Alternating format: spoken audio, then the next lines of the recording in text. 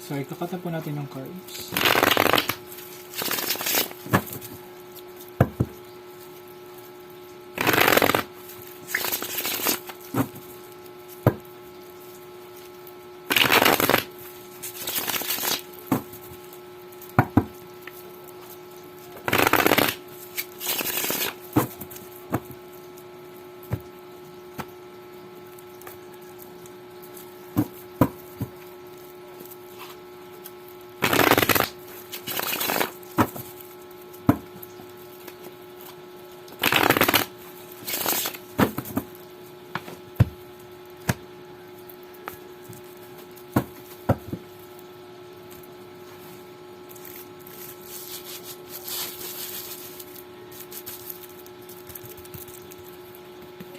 Pabunot tayo ng 7 cards muna.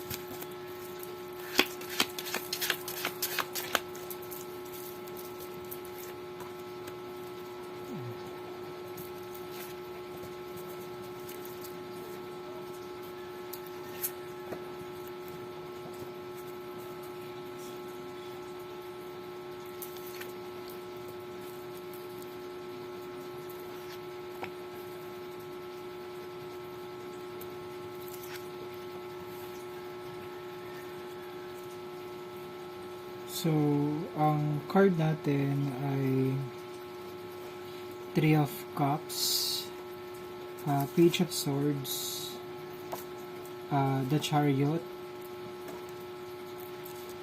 Six of Pentacles, King of Cups, Four of Cups, and King of Pentacles.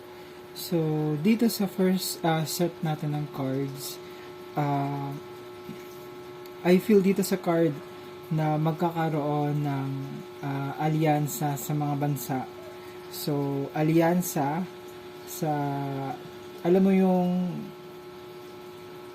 alyansa, alam mo yung paggugrupo-grupo ng mga bansa. So, meron doon na nakikipag-alyansa pero pwedeng nagkaroon or hindi nagkaroon ng agreement kaya bumaligtad.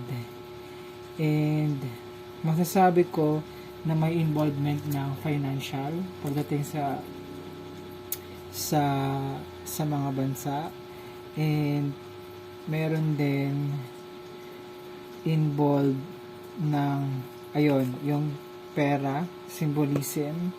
So, dito sa mga card na ito, ang masasabi ko for 2025 prediction, so, alyansa sa mga bansa. So, pwede yung mga alyansa nila, halimbawa, yung Amerika at China, magkaaway, or meron silang ibang alyansang bansa. Pwede yung mga bansa na kaalyansa nila is bumaligtad sa kanila. And may pagpopondo. Mayroong pagpopondo and paglalaan ng financial. So, check natin sa second set of card natin. So, ito, ililib ko na ito. Bubunot ako ng siyam cards.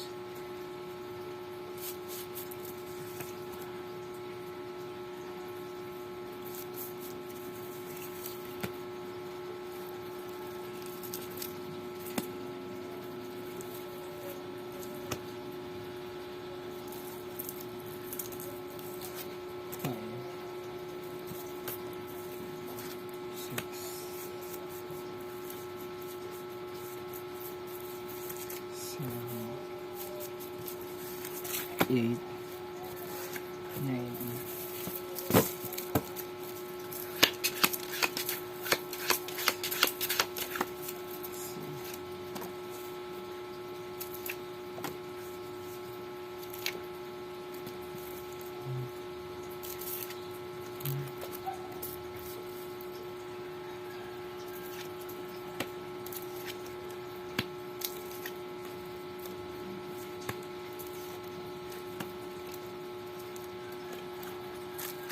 So, ang card natin ay Eight of Pentacles, Ten of Pentacles, Five of Wands, Ace of Pentacles, Page of Wands, Nine of Swords, Ace of Wands, Four of Swords, and Five of Swords.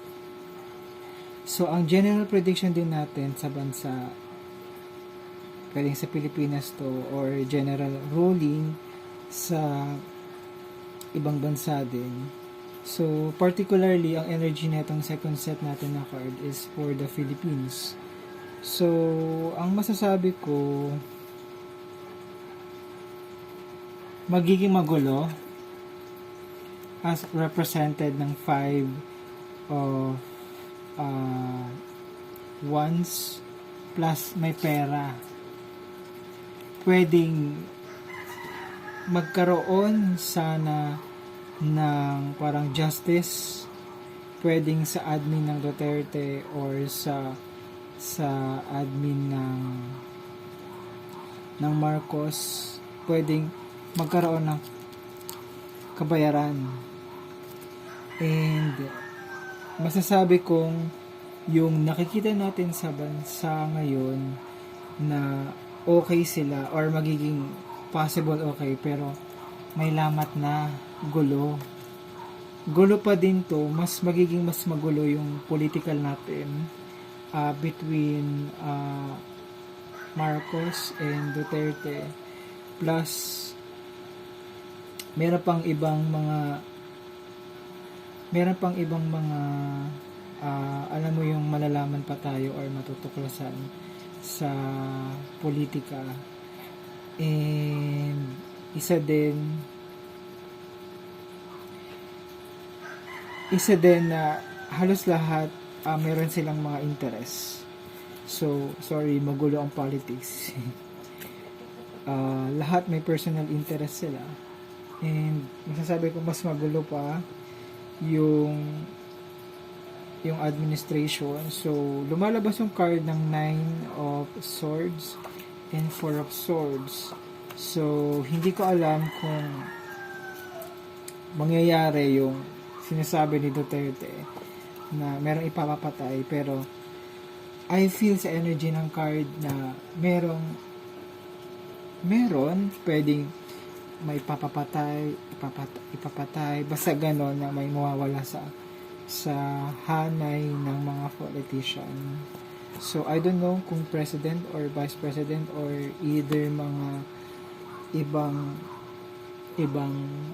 mga political, pero base kasi sa card, mas marami yung possible na shootout or mamamatay sa between local or national government man na pwedeng ipapatumba dahil sa mga interest.